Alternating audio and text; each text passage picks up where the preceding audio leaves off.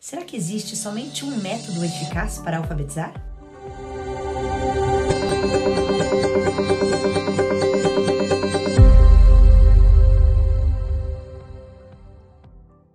Olá, eu sou a Bárbara Gobo, sou professora e assessora dos anos iniciais do Colégio Positivo.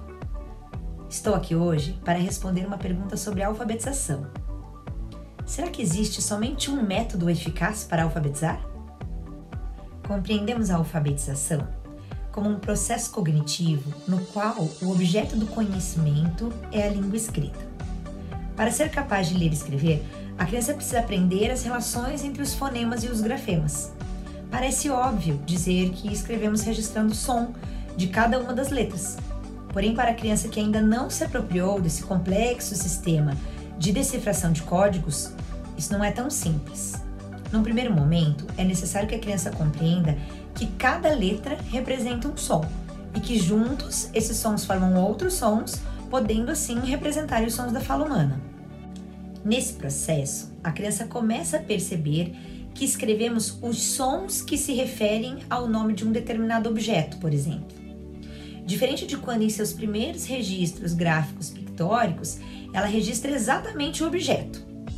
Ou seja, a escrita é um sistema de símbolos que representam a fala. Isso é algo que a criança precisa compreender antes de ser estimulada a decifrar esse código. É impossível dissociar a aquisição da escrita do processo fonológico.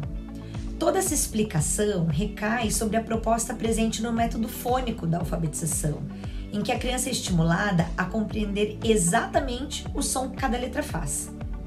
Em contrapartida a essa visão, o método global, que tem muita expressividade entre os educadores, acredita que a criança vai descobrindo e se apropriando da língua escrita conforme vai convivendo com ela, escutando, manipulando e criando hipóteses. O que ocorre efetivamente nas turmas de alfabetização. O aluno aprende muito mais e com muito mais significado quando é o protagonista da sua aprendizagem e tem a possibilidade de vivenciar diferentes experiências de leitura e escrita. Tendo em vista esses dois aspectos, que falam sobre dois métodos de alfabetização, percebemos que não é uma questão disto ou daquilo.